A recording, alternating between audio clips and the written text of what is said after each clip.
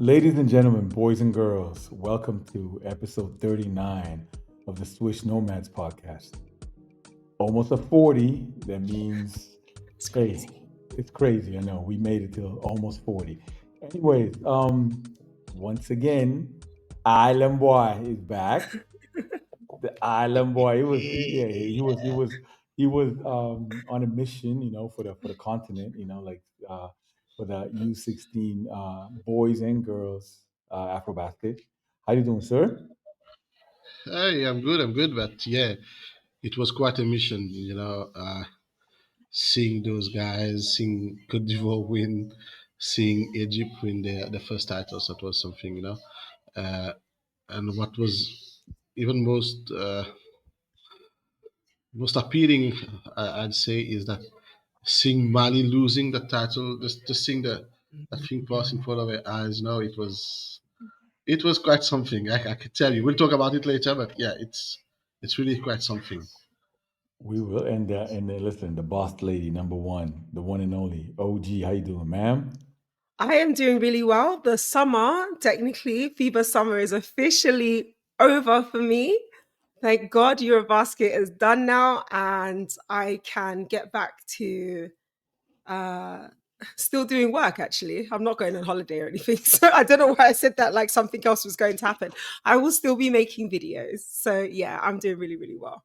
And killing it at that, So Oh, yeah, thank yeah. you. Thank Most you. of listen. A lot of things you see at AfroBasket, Eurobasket, like every FIBA platform, that lady got that lady fingertip. So I mean, I'm put trying. some put some respect in the name. Anyways, Oh, just before you continue, I just want to say if you haven't checked it out, we did an uncovered series on both men and women's Afrobasket, one for the 2013 Afrobasket final, and one for the men's that was Egypt versus Angola, and one for the 2019 Afrobasket final, Nigeria versus Senegal. And I actually like produced, wrote the scripts, did all of that. So if you haven't seen it, we've just released it on the Afrobasket pages. Do check it out. she's doing like, okay, you know. You know. You guys said I have to promote, so I need to learn how to promote. So I'm I know. promoting. There you go. There you go. There you go. No, no, but listen, jokes, no, jokes aside, this lady she's the real deal. She's the real Thank deal. you. Thank you. But speaking of the real deal, Mm. a shout out to, you know, boys and girls, U16 Afrobasket. It was Yes. like there was stars that were born on this tournament in Rwanda. Like it was Mm. amazing. Jonathan's gonna go in depth later on, but like I just want to shout out to, because these girls and these boys, they meant business, and then they're gonna be a force to be reckoned with, like the near future, like now the first two they're gonna go to U17 World Cup and then U18 Afrobasket again, and then hopefully if they maintain that trend, they might go to U19 also World Cup, So shout out to the boys and girls. And we have a little, like as always, we got hot topics. Boss lady. There you go. Hot topics, please. All right, we got a lot to get through, so I'm going to try and get it to you nice and quick, and hopefully in a fun way.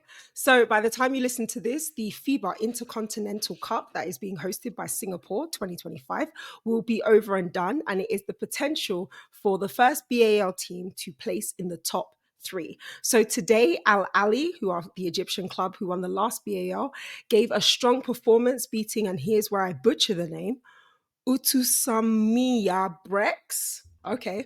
So standouts performances were from Romeo with a huge 21 points and 15 rebounds. We had McCormick drop 20 points and 10 points from, sorry, we had Marcus Knight drop 10 points as well. And Maker also drop 20 points too. So it was a big night for Al Ali. The only thing I will highlight is the players that dominated the most on the floor were the import players. And apart from Maker, who is Australian South Sudanese, the rest of them were actually from the Americas, one being USA and the other one being Puerto Rico. So that's interesting to look at. But Jean-Jacques Boissy was also there and he dropped 6 points. Moving on to the FIBA Under 23 World Cup 3x3. Why? Why? See, I'm trying to keep it classy, and everyone's trying to bring me back down. I'm just saying, he was there. He's He looked taken. good. He's Yes, taken. all right, fine, fine. I was just telling everyone his points. Okay, so the under 23 3x3. The tournament is wrapping up, and sadly, none of the African teams who competed made it to the quarterfinals this year. They ended the competition like this. In the boys' team, Egypt finished fifth in Pool B and Algeria fourth in Pool C. For the women, Egypt finished fourth in Pool A, Uganda fourth in Pool D, and Algeria fifth in Pool C. But we did get some standout moments. For the men, Dali Hadid led with 23 total points. And for the women's, Shaila Lamu led with 20 points from Uganda. And a special mention to Farida Mossad, who ended with 19 points for Egypt. It just goes to show that in 3x3, we still have a place on the map and we're just building and building and building. So shout out to those teams who made it.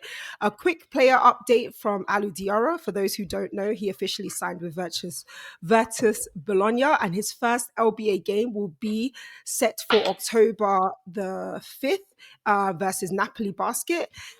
He will be playing his first EuroLeague and have his EuroLeague debut against the mighty Real Madrid, where he'll go up against the one and only Eddie Tavares and Bruno Fernando.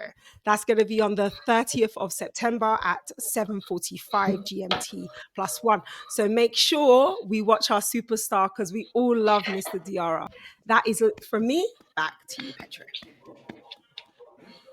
Hey, once again, hot topics with the one and only OG. You know the way. You know, hey, listen, you put a little oomph to it. You know, like honestly, you put because I couldn't You do it how put the you do hot it. in You the know, hot none of us topics. could. You know, so that's yeah, she does. And then she goes and slips and slides some Jean Jacques Boissy, da da I da. don't know But what it's you're all good. talking about. Don't know what you're talking about. I'm just giving them the facts. Randomly. Nah, but it's all good. It's all good. We go to the question of the week. It's something that is really really dear to me because I'm gonna because at the end of last episode I was like, listen, because I'm just gonna read it to you. How often do we see families sabotaging kids' long-term future by wanting too much too soon before the kids even make it? Uh, I think we had this conversation once. Like in other parts of the world, they don't see the kids as a meal ticket. They don't see the kids as ATM card. They see the kids, oh yeah, you playing basketball, whatever. It's good for time management to be healthy, this and that, whatever. Unfortunately, in our continent, in other continents, I would say Asia has the same problem probably, and also South America.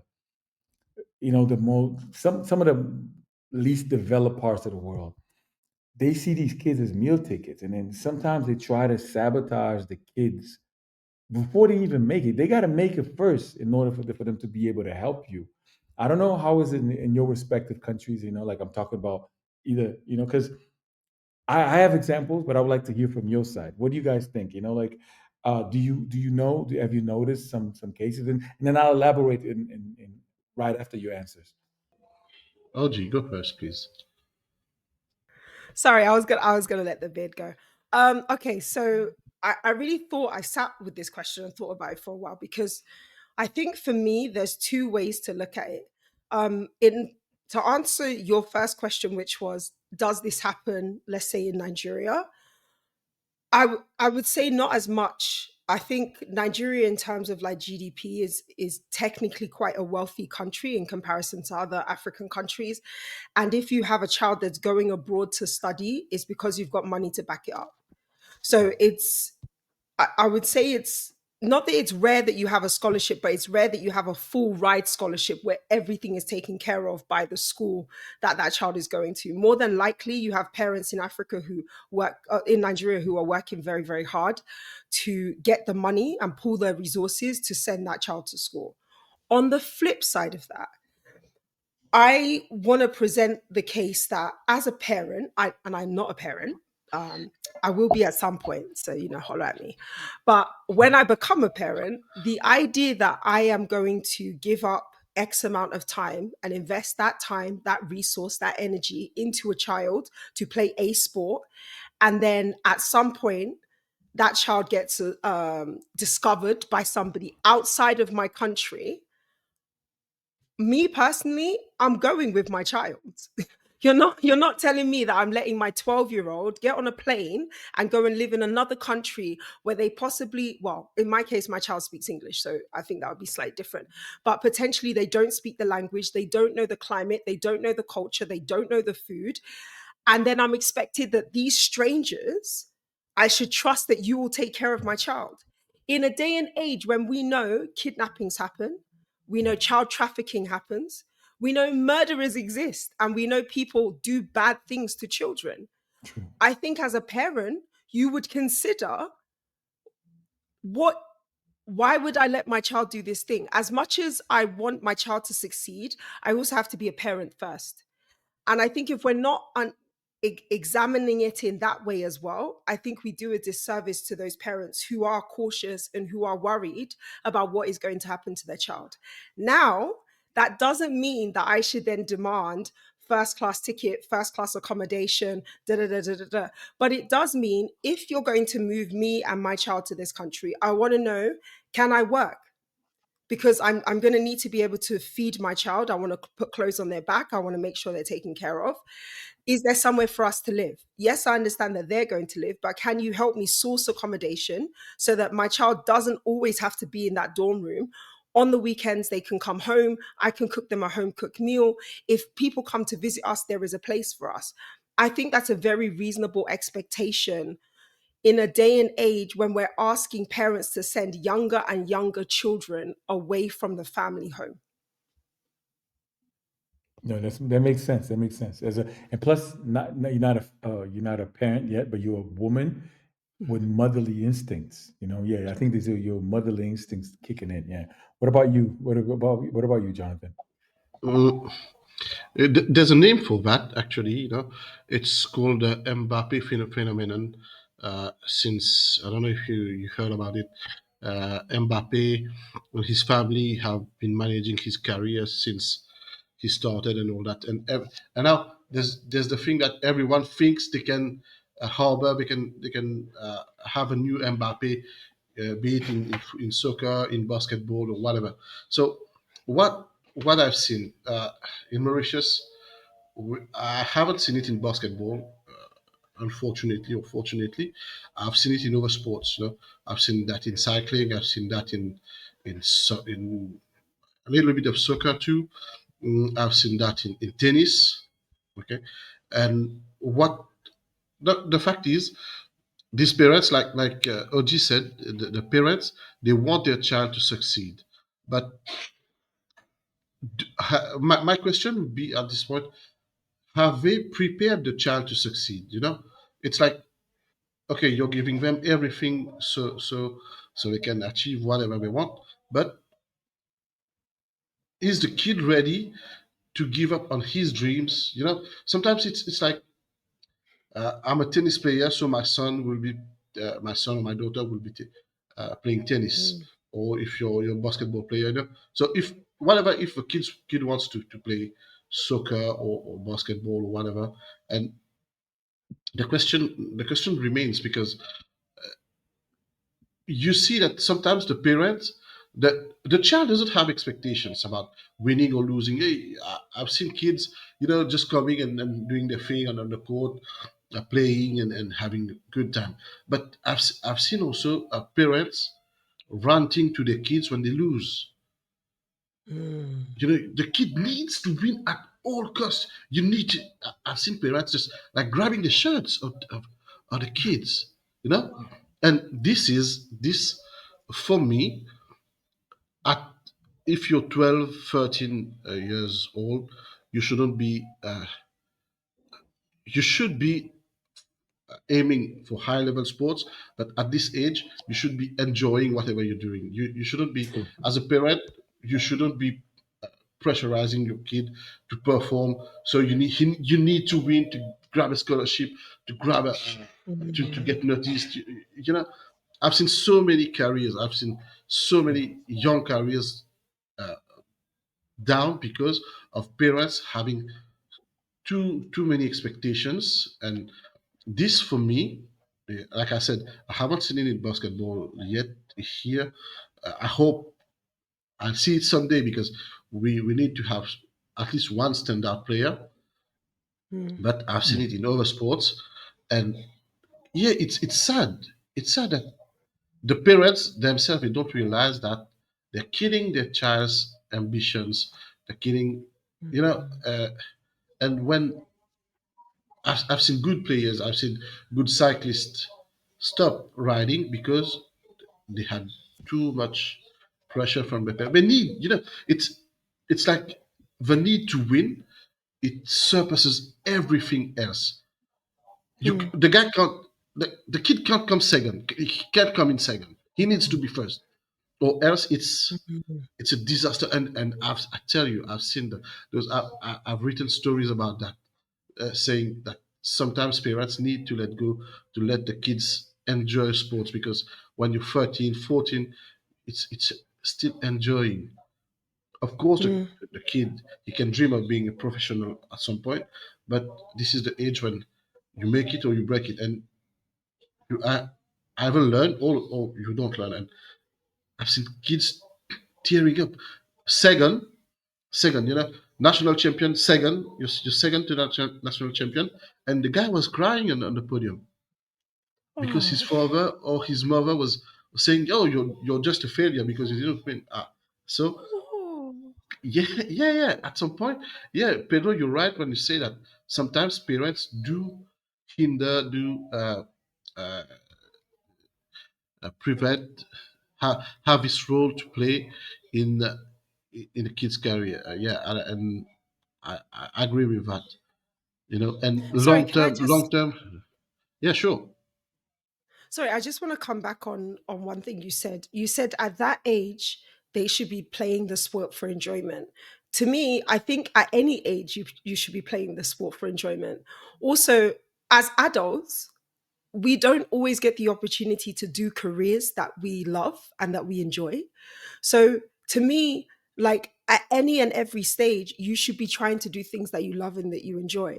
So when you make the sport um a requisite of your love, essentially, by saying to that kid, if you don't win, you're not good enough, ego which basically translates to the kid, I don't love you as much as when you win. I think you're doing something wrong. You're doing a disservice.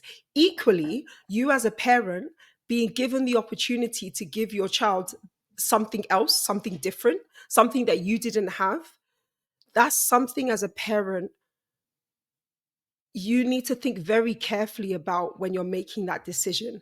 Because although I can understand mother or father, uncle, cousin, brother, sister saying, I don't feel comfortable sending my 15-year-old, 16-year-old across the world to a place I've never been to, that I've never seen. All I have is your word that everything is going to be fine, is very different from you saying that kid isn't going unless I go. Because I Yeah. think there's two different motivations there. Yeah. Yeah. Yeah. Yeah. Hmm. One is immigration, one is immigration, and then you touched a really really valid point. When they do this kind of like blackmail, hey, listen, you want him? It's a package deal, but there's no package deal because the school has no obligation of feeding you as a parent. Mhm. There's no obligation because most of the time these parents are not because you mentioned Nigeria, right?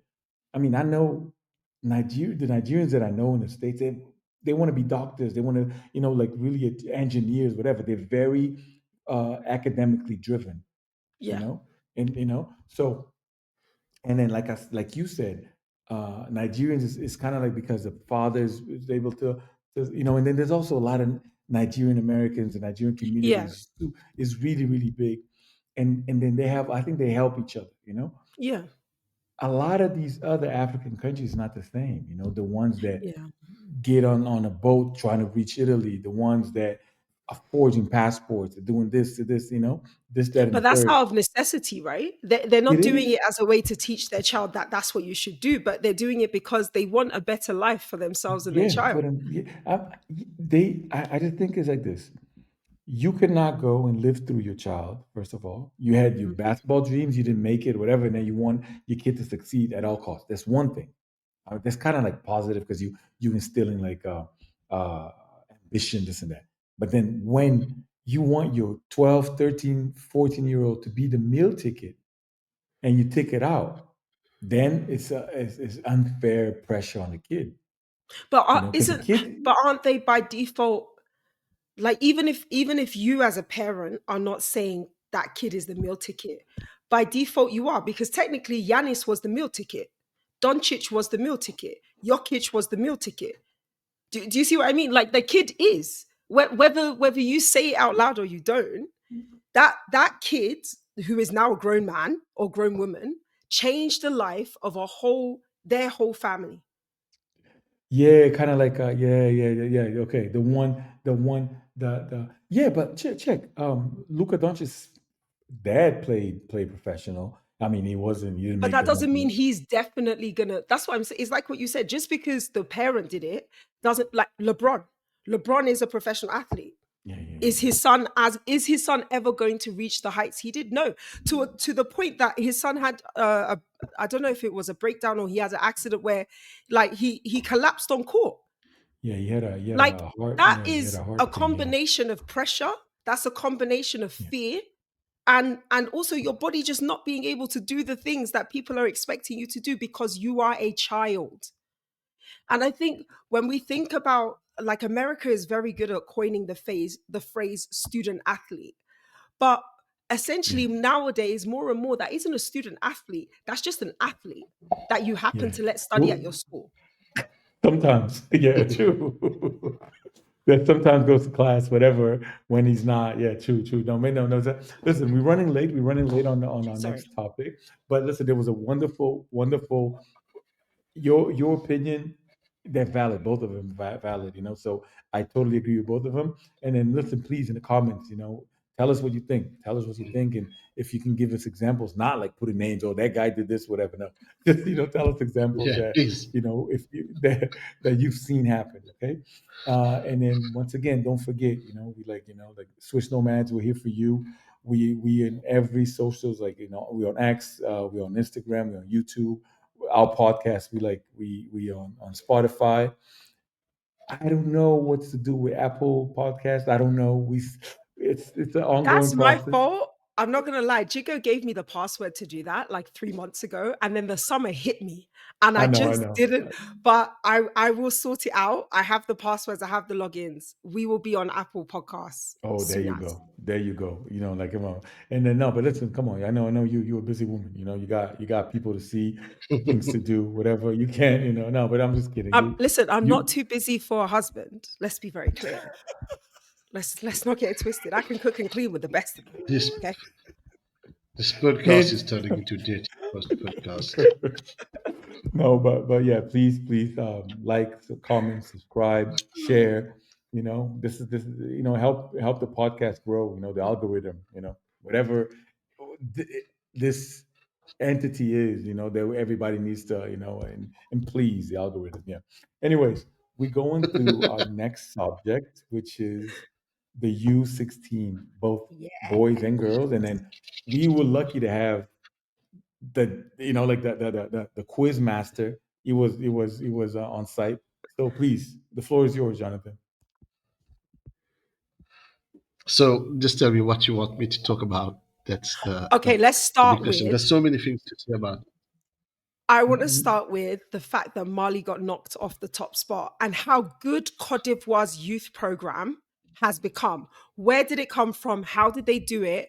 Those kids are amazing. And also, Sierra Leone having their first one, Uganda having a good showing. Is this an indication that the national teams at the top, the landscape of that may change in the years to come? Those are my questions. Okay, so to answer in a direct way, yes, the landscape is going to change. I'll tell you why. First of all, there's Liberia, who won against Morocco. That game, I think, I think that was the one of the best games I saw in Kigali. And looking on that Tanzania Tunisia game, this was in my eyes the best game that was played in Kigali, because Tanzania did what no team could do, like in terms of remaining focused. They did not let Mm. any stake get in their way. They played they remained calm, and Tunisia was just like going all all over the place. But the coach, the Tanzanian girls, they were like this tall, They're very small, right? Yeah. yeah. But the way they kept playing, the way they played, that was uh, it's amazing to see how that the the program they implemented back home Mm. for 2 3 years back. This is the first class that went out to Africa, and they made it. I don't know where we rank in the tournament. I think they ranked seventh. So Mm. Tanzania, it's they had a very good game. They had very good players. Players who came with basic skills: Mm. dribble, shoot, pass. Basic skills. No fancy behind the back. No look pass. No, nothing. They came with basic skills, and basic skills killed Tunisia on that game. Crazy. And Crazy. and, and I think now to look back on Mali, I think the Mali Mm. women's team, the Mali girls team, they came uh, with two things happened. First thing is, when they finished the group phase, they were, personally, this is what I think, and I'm pretty sure I'm right on that. Is that they said, okay, it's done. It's only Mm. Mm. the knockout stage, and we'll be done. Mm. And they overlooked every other team. Every other team, Mm. they were like, we're Mali. We'll still win it, what come what may. And on the other hand, I witnessed something when the coach, he was yelling at the girls, and you had the girls crying. And this is Oh, just what after the game? it was after during half time, I think. And the coach Oh. was yelling at the girls, and this showed that Mali was not in control of their fate in Kigali, because Okay. the coach was not sure about what he was doing. He was just letting the team play Interesting. uh, as they wanted to play. And if you look back at the scores, Mali didn't have any blowout wins. They Yeah. had. I tell you. I think it's one or two, but they struggle. They struggle most of the time. Mm. So this was the indicator that Mali at some point would have fallen. But Mm. but what Cote d'Ivoire did in the semifinals, when they Mm. they, they took Mali out, I think Mali has got the message. Next time they need to come more prepared for whatever will come their way, because you know uh, it's like a thing of national pride for them, winning Yeah. these under 16 titles and all that. And you see a team that's, I think it's the second or third appearance, or if I'm not wrong, I think it's even the first one. I'm not sure about that. I need to check. But you're getting kicked out by a team that has no experience at this level. So because Yeah. you need to get back home, think about what went wrong. Yeah. And just Mm. let's look back on the men's side, on the boys' side. Uh, Mali's team had five players out because of uh, wrist Yeah. test and The all that. aging. Yeah. Yeah, Yeah. but I've heard Nigeria. something. I've heard something that two or three players should have been let in because they did counter test and all that, but they didn't. Oh. Yeah, but they were not allowed back in. Why? This is something I don't know. I don't know. I can answer right now. Sorry about that. But uh, the boys team, they displayed a very resilient. They were very resilient. They went up to a semis, if I'm not wrong. Mm, they beat Egypt, who came with Mm. a 12-player roster. They beat Egypt, and the way they played, this shows that the boys team can do better. Because they can go Mm. all the way back, but still, we need to address the issue of age and all that. Yeah. Okay, and so if you want to know, for me, my best surprise, the surprise was Liberia, because this team, they came out of nowhere, out of nowhere. They came. Morocco, who's been at the under 16s for years. I Yeah. think they were returning this year. Liberia held them off all the way. It was a good fight.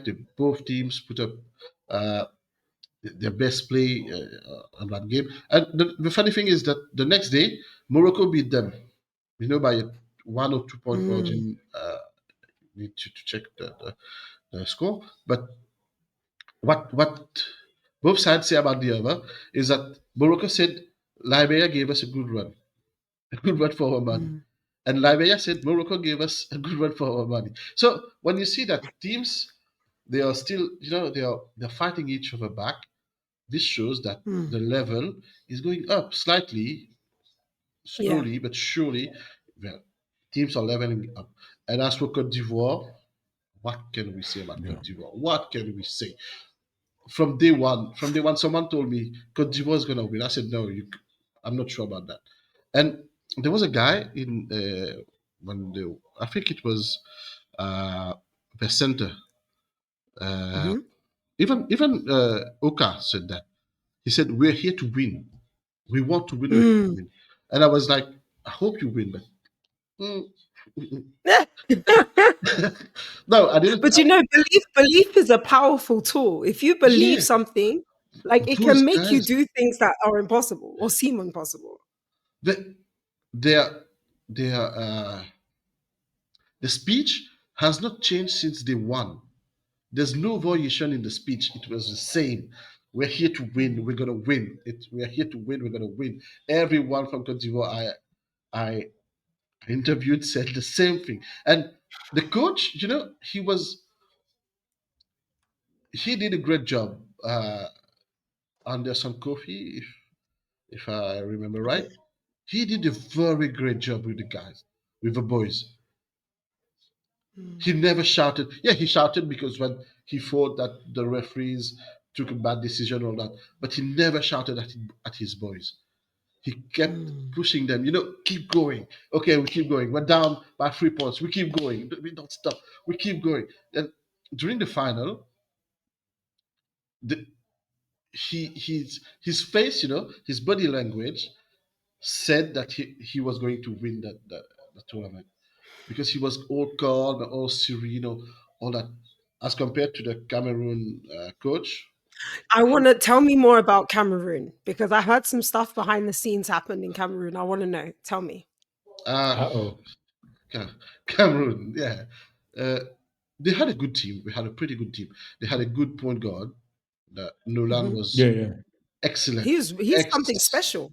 and some people are even saying that just imagine this guy in 5 years, he's Hmm. 15 or 16, playing for a senior team along with Jeremiah Hill.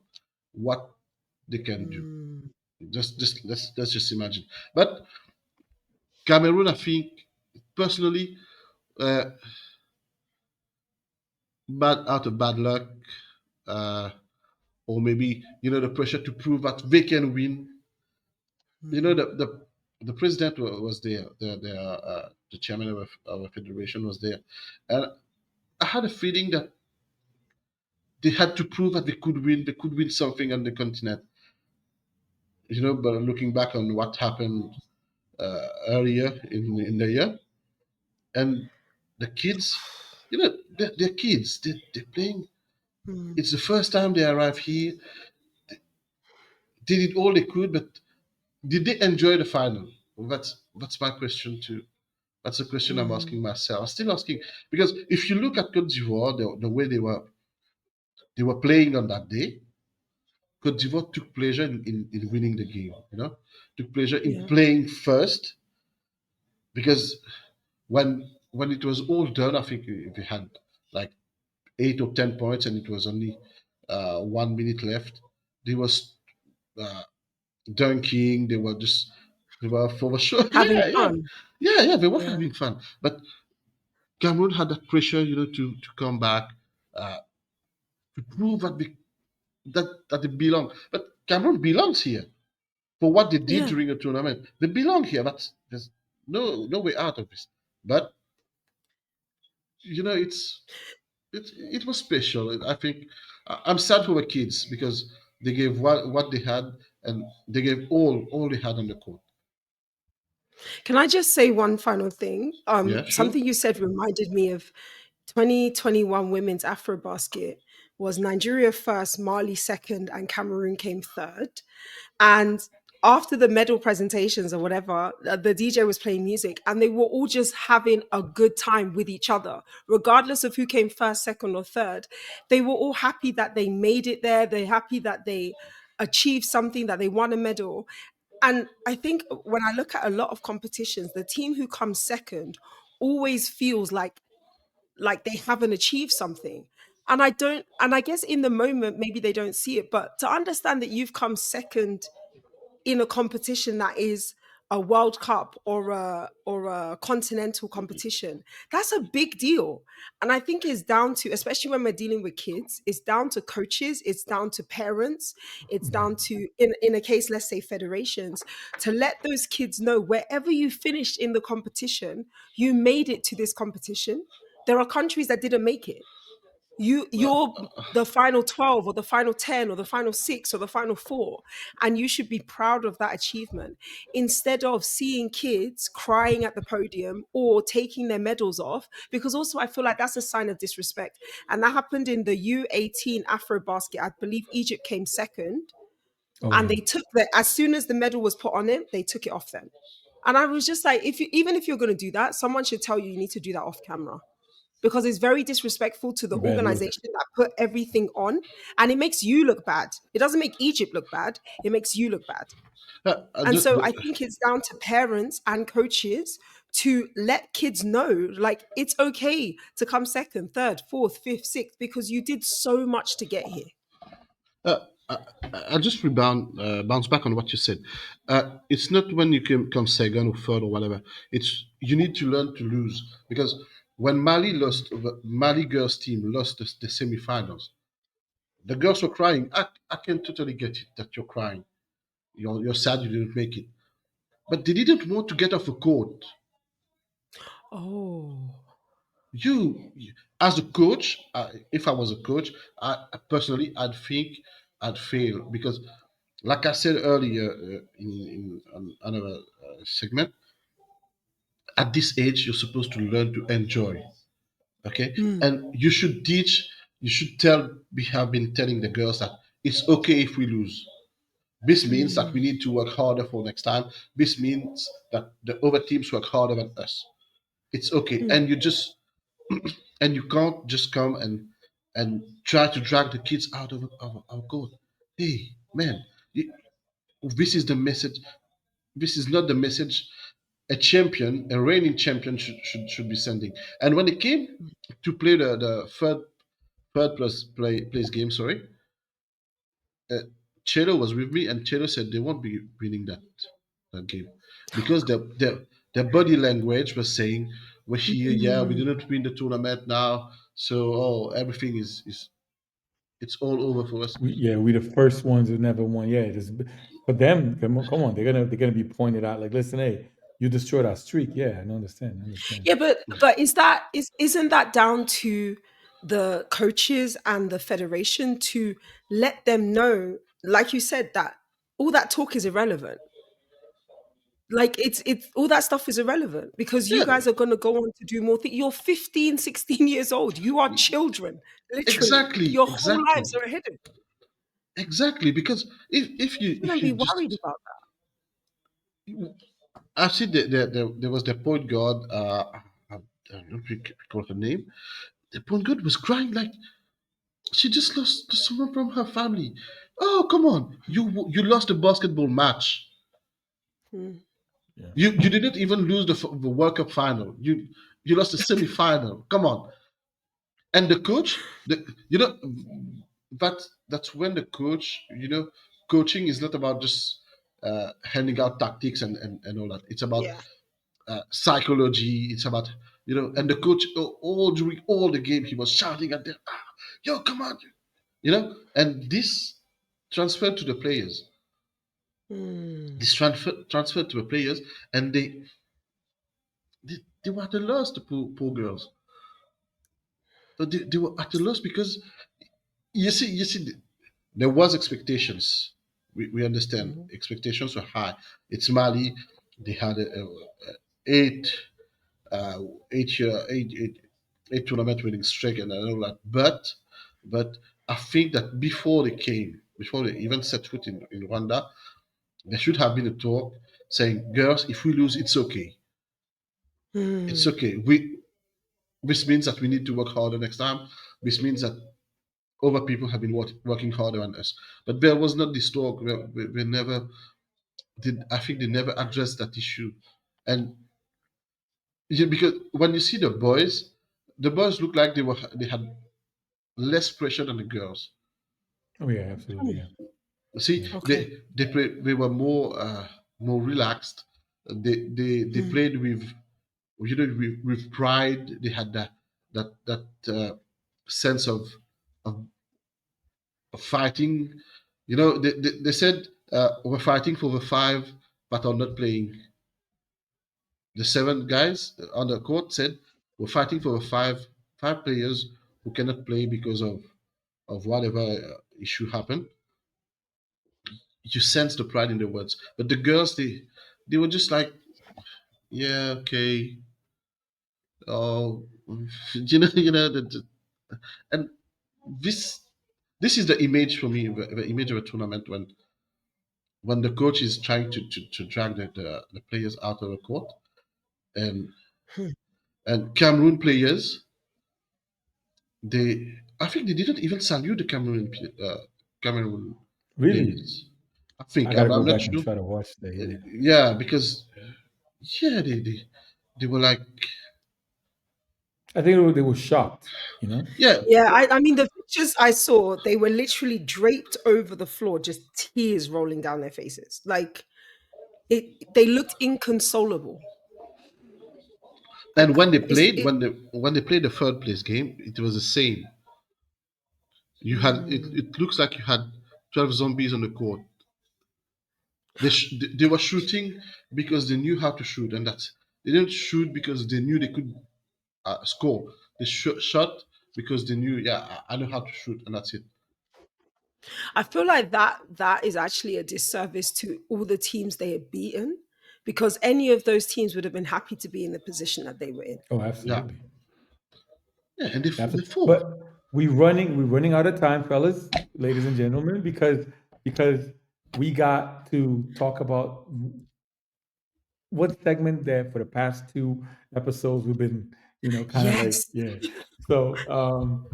So we talked about is one of the surprises of the tournament, and then we're gonna go to jump into hidden hoops, and we will talk about Sierra Leone. So Jonathan, please give us your Oh, your your take. so Sierra Leone is the Sierra Leone joined FIBA in 1991. Okay, from what I've seen, what I'm seeing here, uh, they haven't been very much active uh, on the continental scene, but for the first time in years, their under 16 team has made it to the AfroBasket, and they did so for the first appearance. It's like we could. They didn't expect much. They finished with so I tell you uh, uh, 0-4 strike, but apart from that, Sierra Leone have they have one player who uh, is a professional, you know, professional in, and the last time he played, it was in Philippines back in 2015, and that's all I can say, or all I can see about Syrian basketball. I'm sorry about that. I didn't come much prepared for that. She's been celebrating a birth, so yeah, yeah. But yeah, what we've seen is that they're trying to build up something from the under 16s. So maybe in the years to come, we'll see more of Sierra Leone.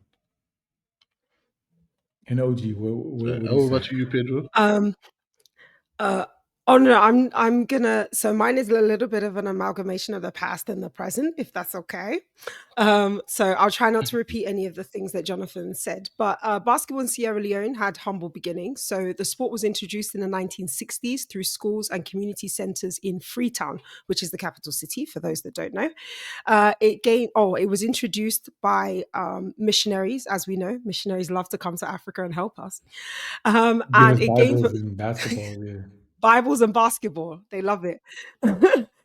It gained momentum in the 1970s and the 1980s with the rise of local leagues and street tournaments that built a passion for the following. So the game was actually growing during the 70s and 80s, using the schools and then those schools developing local leagues. So you had men and women, men specifically, playing the game. And as Jonathan said, they officially joined FIBA in 1991, marking a big milestone for the federation, but they were severely impacted in their progress by civil war, which took place from Yeah. 1991 to 2002, which is actually not that long ago when you think about it. So this disrupted the development of sports and infrastructure across the whole country, not just in basketball, and it set them back a decade, I would say. So since then, basketball has tried to slowly rebuild, but resources and funding and access to quality coaching have really remained a major problem for them, and a major challenge moving forward. Still, there are people that love the game and want it to grow. So you have different clubs popping up, especially in Freetown, and you'll find kids shooting hoops in schoolyards. The schools don't have indoor courts built in them like you would see in like a British or an American school, but they do have outdoor courts that they play on. And then lots of different communities in Freetown also have outdoor basketball courts, but they don't have lighting. So when it gets dark, everybody has to go home. As Jonathan mentioned, Sierra Leone made their debut in the boys' team in the under 16s Afrobasket, where they finished 12th. But it shows that there is a willingness from the federation for them to continue to grow and push momentum. Girls' basketball in Sierra Leone hasn't had the start it needed, again, because of the civil war. Anything to do with girls' sports was actually pushed back afterwards, and they tried to just introduce things slowly, but they are working on progressing with girls and women's sports. They have one league. I can't remember the name of the league. Hold on. Uno momento. I can't remember the name of the league, but they do have a club called YSC Warriors, which is developing young talent and pushing for more consistency in their national teams appearances. So the future is bright, but it takes a long time to build, you know, credible systems that work. And I think that them appearing in the under 16s Afrobasket is a stepping stone in the right direction. And hey, wonderful, wonderful as always. But both of you, like we're talking a little bit about the future. There's not a lot that we can say this besides okay, they made it to AfroBasket U16, right? Hopefully they're gonna maintain the bulk of the team, and then they're gonna try to do the same noise at the U18. But they do have some. They got some like okay, Americans of Sierra Leone. Oh, descendant. You know, really? yeah, yeah, yeah. A really, really good friend of mine. His name is Alpha Bangura. Alpha Okay. Bangura used to play. He played at St. John's University. He went. He had a tryout with the Washington Wizards, and he played all over. And then he told me that his brother he works. His brother's a coach with KD Kevin Durant's AAU team. So they got some kids of Sierra Leone descent that Oh, in the nice. states, you know. So hopefully these kids they can do like Uganda did. Uganda two kids that Mm. those twins they play in the states. They play in California. They took U18. They took that kid from London, Tijan. You know they Tijan, took yes. yeah they put him over there so they can just make a little mixture of who plays somebody who plays at a higher competitive stage and then try to help the grow the country. Another thing is they got a couple of players at the high school level, even college level, and pros. There's a Mm. here in Germany. There's a kid. I got his name over here. His name is it's Sila Mohammed. He plays Sila. Pro A here in Germany, and they got a couple of other kids that play in college. They play Baton Rouge, and the other one played University of Portland. So the future is bright if once again, it depends on who's in charge of the federation. It depends a lot Mm. who wants to go and integrate the diaspora because otherwise, they say no, no, no. They don't. Some countries don't consider their diaspora part of their population. Mm. They say, oh no, they left, whatever. So, and other countries embrace. No, honestly, Yeah. I see your case, Nigeria. I see Cape Verde. I see, Mm. I mean, even Cote d'Ivoire with Matt Costello. I see how they embrace. You're wrong for that. No, You said remember? Matt Costello. No, because no, no, no. Oh, But yeah, listen, because it's on listen. his At least he grandma's side, shows up. right? Listen, but I don't know. That's another thing. At least he shows up. Mad Well, respect for that's Matt true. Costello. He That's played true. yet. He does He show up. shows up. Other guys, they just get the Cotonou passport and boom, bounce. Yeah, you Never never see play him again again. for. So Matt Costello, hey, more power to you, brother. You Yeah. one of us And now. when he shows up, he makes an impact. Oh, Costello absolutely. actually, he's a dominant force in that team. Come on, listen. We forgetting this. He was runners up. Palmeiras Valencia. He got second place in Spain at ACB. Mm, We're not talking about a yeah. scrub. No, He had a true. 10-day contract. I don't know. He played in for the Spurs or whatever. So he's not a scrub. Come on, Yeah. man. More He's the power. real deal. Yeah, we wish we had more Matt Costellos. Like Yeah. they will come and be willing to represent the country they embraced him. Not his Mm, country of birth, but the country they embraced him. So yeah, and so more power to Sierra Leone. mm, Keep grinding, keep playing basketball. We need more because listen, let's try to make it like 16 next time for AfroBasket. Like yeah, mm. who knows? There's more players. There's more But my players. thing is, 16, those group stages, I respect my countries, but they're going to be trash games to watch. Let's be real. Was there Mm. not a game that was like 73 Yeah, 20? yeah, What is true, the true, point? Like, true. Yeah, actually, yeah, why have we wasted our time? Come on, yeah, man. true. Yeah, man. Yeah, but check. But in Europe, they got Division A, Division B, Division C, and Yeah, but even in Division C, games are not like that. yeah, Not every true, true. like, and I think that also The the thing gap, right? about Europe, yeah, the thing about Europe is they may have less countries than us as a continent, but the level of basketball that they have is a lot better than the level that we have. So, for example, Yeah. you could argue that their Group C is at least better than 50% of the under 16 teams we have. So you as FIBA, are you going to pay to run a tournament with less than Europe Group C teams in it? Quality, yeah, quality, yeah, yeah. Yeah, no, no, gotcha. Yeah, we gotta level up. That's Countries, come it. on. Everybody has to step up. Look at Yeah. what Cote d'Ivoire did, literally stepping Wow. up. Yeah, yeah, Liberia true. stepping up. True, true. So Sierra yeah, it's Leone, yeah. exciting. Sierra Leone, yeah. And then others, when what Jonathan mentioned about Mali, when they played Angola, I was like, come on, we were competing, I was like, come on, they're the bad wolves, or whatever, the big bad wolves. It's Yeah, the end of and an era, no? Like everything has seasons, right? Everything cycles through. And I think maybe Mali is coming to that end of a cycle, or maybe it's going to skip a few cycles. And now everybody else, I remember Jonathan saying something like, this was back in the day when we first started. He said something like, no other African team will be able to compete with what Mali has done, because there's no way you can win the championship that amount of time. True. But if everybody starts capitalizing now, maybe the next 10, 12 iterations, it's not the same team going back to fourth, but different teams from different countries are now I'll tell you picking up something. that crown. I was chatting with an official from whatever country, and that official said they're tired of seeing Egypt and Mali always battling for a title.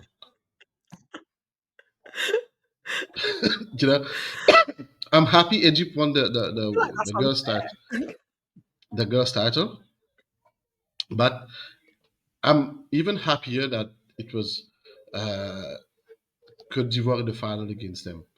Whatever happened, the girls from Cote d'Ivoire, they were celebrating that silver medal like they won the tournament. That's what I'm saying. Because it's an achievement. And they were happy, they were singing and all that. You know, Egypt being very serious and dignified, you know. And you had Cote d'Ivoire just walking around celebrating. Having a party. Yeah. And I think what the under 16 has done, sorry, P-Funk, this is the last thing I'll say on it. What the under 16s has shown us and shown other federations is Mali can be knocked off the top spot. So if Cote d'Ivoire, if Egypt can do it, your teams can do it as well. So now you've got 2 years to put your investment into your under 16s. And also, if they can do it at under 16s, what's stopping you from doing it at under 18s? There you go. There you go. There you go. Listen, we could talk about those two wonderful tournaments, you know, both the boys under 16s and the girls, but we got a quiz to win. Okay, so Lucy, insert the theme song for our quiz. Yeah, put the theme song, and then let's go. Get your pens and papers ready, please. I think, listen, there's going to be an unfair advantage for Jonathan because he was there. He was there. You know, he was there. But either way, you know, like Where a quiz is Jigo when you need him to I even out know. things for you? I said at the beginning, I don't want to come last. The only way that works is if Jigo is here to come last, so I can come in the middle of the pack. Now I have to do a head to head. No one agreed to. I didn't sign up for this. No, but the good thing is like we did with the quiz, we always learn something, you know? It's educational, you know? Like, okay, we learned that Jigo can actually win one. He's not 0 for everything, you know, but like yeah, you know. So I think he knew there was a quiz today. That's why he miraculously, mysteriously has a game to cover. Anyways, are you guys ready? But I thought he was a Sir, I've coach. got a pen. I thought He I'm told me done. he's coach. I thought He Jigo was a Jigo said he's is a a coach. coach, player. really? He told me he's a player. Me I didn't too. hear Too. He's coach. a player. I feel like every week is a different excuse. Guys, I've got a game today. Guys, I've got to work up late. Guys, the bridge fell down. The dog ate my phone, so I didn't check, and you know, whatever. The Anyway, Wi-Fi is not yeah, working. Africa problems, yeah. So, you Facts. guys Come ready? on. Yes, sir. Shit. Okay, there you go. Question number one. Listen, I'm gonna stress the fact that it's all about U16 boys and girls AfroBasket. Okay. Yeah. So let's start. Question number one. Who led the U16 boys AfroBasket in scoring? Okay, it's a two-part question. Who, the name of the player, and then how many points per game? So Mm-mm. I can do points per game because that's just a guess, isn't it?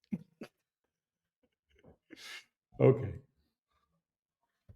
Oh. Boys in scoring. 5, 4, 3, 2. Your answers, please.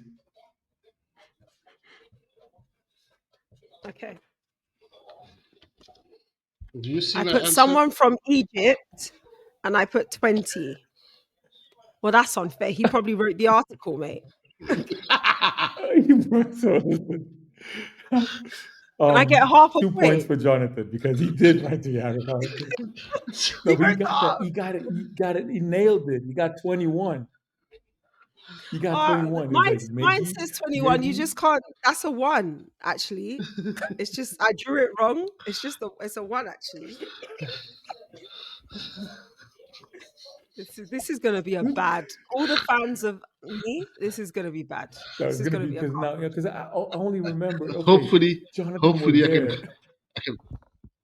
I can grab some of Jigo's fans. No, So I don't want these fans. it's I don't want these fans. 2-0. It's 2-0. God, Yeah, give you me. were close. You got 20, and it was 21. Yeah, it was 21. And I was It close. went. I said it was a player from Egypt. No. It's from Morocco. Yes, he was from Morocco. Yeah, Mehdi. Well, I Mehdi said North Bon. Africa. That's close.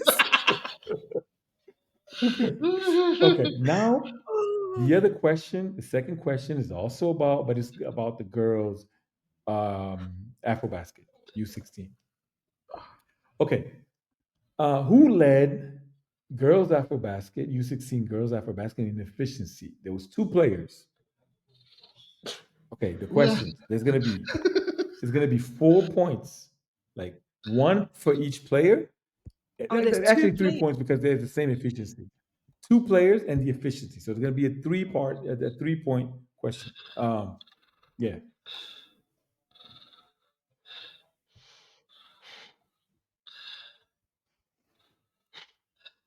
This is a mad guess. I have no idea. I have no Oh, idea you know what I'm gonna do? I'm gonna let you know that I'm cheating. I'm gonna go to the Instagram page of AfroBasket women, and I'm gonna look at who was on the poster because I think I made the poster, but I think I picked the player who has efficiency, and I'm gonna check what her name is. Yeah, I'm going with that. I'll put these 2 names and we'll see what happens. 5, 4, 3, 2, 1. Hold on. So this one is from CIV and this one is from Egypt. One of these has got to be right, bro. She's on the poster. Imagine if I made the poster and I picked the wrong player. Let me see. I don't know. Let me see. I don't know. So I picked Layla Issa from Egypt and Emanuela Williams from Cote d'Ivoire, and I put 28 points, 28 efficiency. No. What about you, Jonathan? No, was I'm breaking done. my So okay, it's But she's Alpha wrong. She's wrong. Ishmwe, Alpha Ishmwe of Rwanda, and Alicia Mwondo of Angola. You know, Oops. with I said 17.8. 17.2. 17.8. 17. I saw 17.8. I don't know. I saw 17? No, see, I think you're wrong. I actually think it's 25. It's 17.8. It's whatever I wrote. Yeah. It's whatever. So who are the players? Sorry, I didn't hear it. Yeah, Rwanda. See you live. From Rwanda.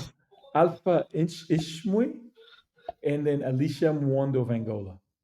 I had to put some come on. Angola, Yeah, okay.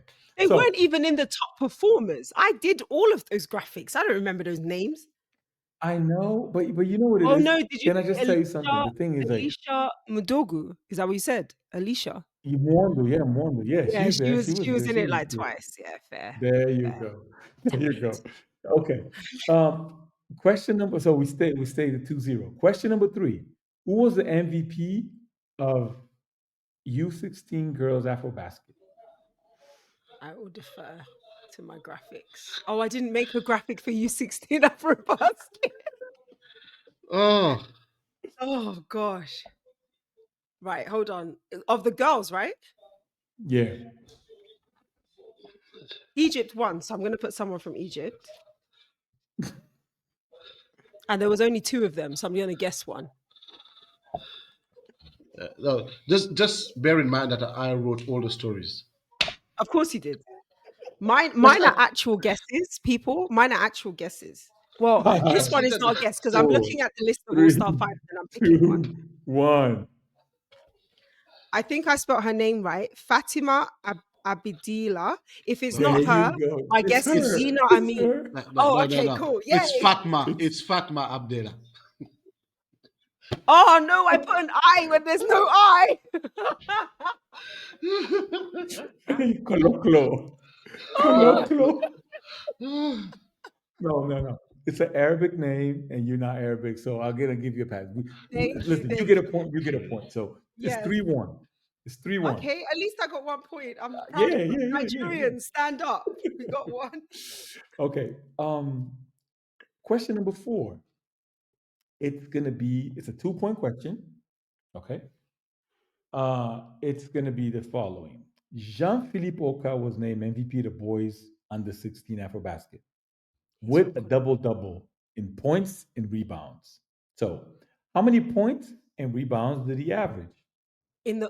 Average. Yeah. Jeez. Can I ask you a question? Is it the same number of points and rebounds? No. Okay. Okay, I'm gonna hint. It's slightly less rebounds, but it's a double-double though. Okay, slightly less rebounds. Okay. That's The the kid is a average. beast. The kid is a beast though. It's a beast. Yeah. So are we talking over 30? No. Right. No. He's still a child then. Okay. Listen, Right, come on. I just got to get Jonathan, close. you got it to the last decimal point. I know. Anyway, so Wait, there's a decimal point in it. Yeah. yeah. Oh, 5, 4, 3, 2, 1. Show us our paper. oh, I was close. I said 16. Oh no, 16 points. Oh no, that was really 2 bad. more points. Listen, 2 more points for Jonathan. He wrote the damn thing. So he's like me asking, hey, Jonathan, That's why I what's your middle said, name? but Look, I'm Jonathan, happy I got 1 point. You got 1 point Okay, anyway. because I was expecting to get 0 in this quiz. So I'm just, that's you know what? I'm happy to be here. You know what I'm saying? yeah. You're not gonna be like Oh, Molly, score losing. Yeah. Yeah, but I forgot that. Listen, I mean, when we talked about U16, so the quiz had to be about it, you know. So like, yeah, but unfair. It's unfair, you know. Anyways, 2 more points for Jonathan, so it stands at 5. No. 3 is 5-2. It's 5-1. 5-2. 5-1. I'm sorry. 5-1. 5-1. Okay, and the last question. Yeah, last question. I mean, he's a virtual winner, you know, but like we're gonna go out in style. 5 questions. No, you should offer a bonus 2025. point. Offer bonus points, and if I get it right, I might win. I'm just saying. Yeah, but he's gonna get it right too. He's gonna get it right. We don't know that. We don't know. We don't know. Okay. You might have Okay. a blank moment. Okay, I would say this. This is double.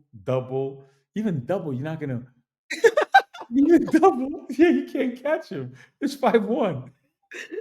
Okay, so just offer 6 points for this one, and then I would win. Okay, it's a 5-point question. Wait.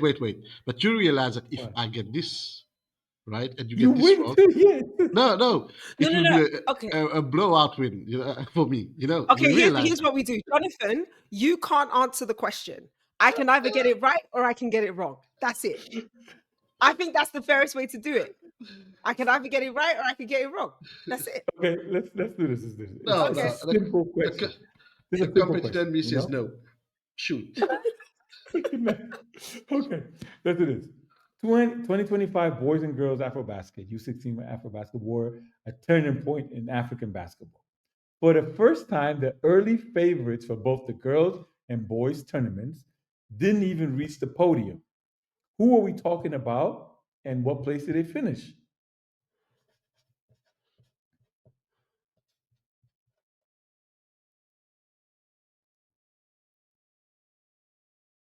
One for the girls, one for the boys. That's what I'm trying to. We talked I about it. think I'm going to get this right.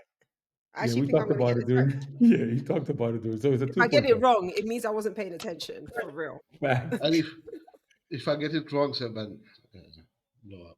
You know, listen, you're disqualified from this question. I don't even know why you're here. You can close your laptop. Yeah, It's not I fun think with you. this is kind of like, you know, like Jonathan in this quiz is kind of like doping, you know, like you've been Yeah. doping. You gotta go. Anyways, 5, 4, 3, 2, 1.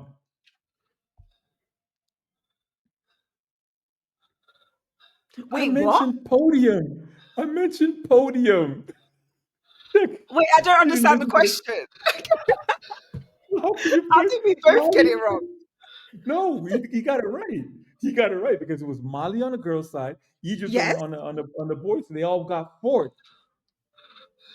Oh, you said who didn't get to the. Yeah. And she wanted 5 points. No, just imagine if she even gave him a 5 Oh, points. what a Oh shame, my! guys. We've run out of time. Oh, bye. No, but honestly, it's kind of like when Jigo one day he had he just wrote something else because he put Molly third and fourth fourth and fifth. So you put Molly in boys and Molly in girls, right? Yeah. Oh, okay. I know. Oh no. He got. I mean, Jonathan got the question because the favorites didn't reach because they got fourth place. Ah, come on, but it's all good. It's all good. Next time it's not gonna be. It's gonna be a random. Yes. Yeah, I mean, Jigo should No, be it's here. going to be Jonathan. Jonathan's going to host the next one. Oh no, so he's not winning. Jigo's Yeah. lost. Jigo's lost his hosting privileges is because he doesn't take this podcast seriously. No, but anyways, Oh, it was what happened? 7-1. What happened? Someone changed my name. It's not a quiz master. Oh, Have we been hacked while we were doing the yeah, podcast? yeah, we've been hacked.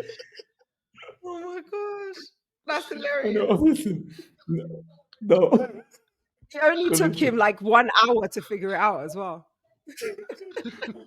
nah. Hey, Oh, listen, but he's. I don't even know how many episodes I mean, it's you number one, Marcel number two. Marcel's been, No, yeah. I there's mean, no way Marcel has. Guys, I know I've been talking about this leaderboard for a long time, but I you actually gotta have make time. And I please. promise you, I'm going to count them up. There's no way Marcel has more than me. I refuse to let Cello be on top of me. Who We're not never doing that. comes? Who never comes? Yeah, He who never never. turns up. How can he have more than me? That doesn't make any No, sense. yeah. No, but like, hey, it was a. It's listen. We've been here for an hour and 12 minutes. You know, yeah, it's an hour. We said 60 minutes, but we always last time like OG and I we just nailed it. You know, like hey, let's gonna Militant. do yeah. You Militant. know, but then we're like now the quiz masters here, but like, we had another segment to talk about. So listen, let's go. Um, I want to thank you for episode 39 for watching it. Don't forget, like, share, subscribe. Leave us a little comment. We're here for you. This is a go-to African basketball podcast because we talk about African basketball and we do it for you. We could be anywhere in the world, but we're here with you guys. So I want to thank my co-hosts, OG, and the quiz master because your name is not Jonathan anymore. And then and then now we actually the quiz master is going to go with a final thought. yeah, my fun thoughts will go towards from what we've seen at the under 16s, um, with teams coming up and leveling up to the big names on the continent. No, why and how? But it's in two questions. Sorry. So why can't we have more teams coming up? I mean, like it's it's not that every team will make it to the finals, but this could lead to more disputed zone qualifications. Oh yeah. Mm. Okay, first thing, and how can every team, every other country on the continent level up to be able to match up and bring more level to the zone qualifications? Because sometimes you see blowout wins in qualifiers, and then the same team goes out uh, to the final phase, and it's nothing, not just the same. But the question is, how can they level up, and why do we need all more teams to come to the qualifiers, to work hard to make it to the qualifiers? Because just for info, they haven't been qualifiers for zone 7, Mm. and basically it's like a requisite that zone 7 is never represented at the on the 16th or on the 18th unless they are hosting, unless we are That's very hosting true. the tournament. So Mm. here we go. That's it for No, me. thank you. No, that's amazing. Hey, we're gonna talk about the next episode 40. So 40 Wow. episodes, we 40 deep. We 40 deep. So I'll be don't forget. hosting. Yeah, I know. And then you know what? He's not gonna win. The quiz master's not gonna win. So Thank God. hey, listen. So go get your FIBA.com learning on whatever, because we got to learn, because he's gonna come with like, in 1912 at 4 o'clock in the morning, somebody shot an air ball. But anyways, thank you for tuning in. It's been a pleasure. It was a pleasure being a host, being your host. My co-host, once again, we did our thing. And then, if you snooze, you lose, because the other ones that miraculously hosting a party or doing whatever, it's their problem. Anyways, listen, keep swishing.